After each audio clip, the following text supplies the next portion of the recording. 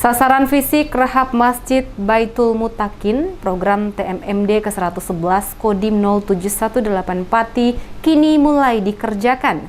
Anggota Satgas bersama warga desa setempat bersinergi lakukan pengecatan atap genteng.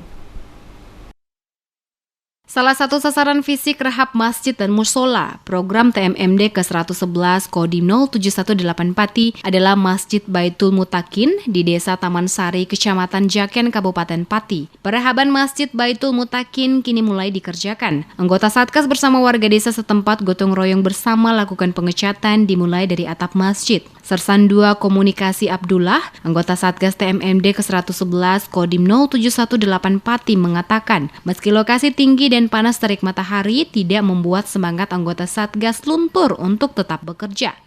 Untuk kegiatan hari ini kami melanjutkan pengecatan dimulai dari atas, seperti Mbak lihat. Selanjutnya yang bawah.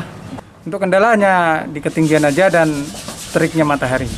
Harapan kami dapat membantu warga dalam menjalankan ibadah nyaman dan aman.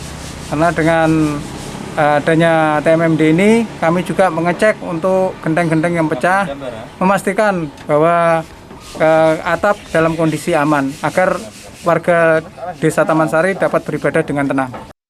Selain melakukan pengecatan, anggota Satgas juga melakukan pengecekan atap genteng yang bocor untuk diganti dengan yang baru agar tidak mengalami kebocoran saat hujan tiba, sehingga warga merasa nyaman dalam pelaksanaan ibadah.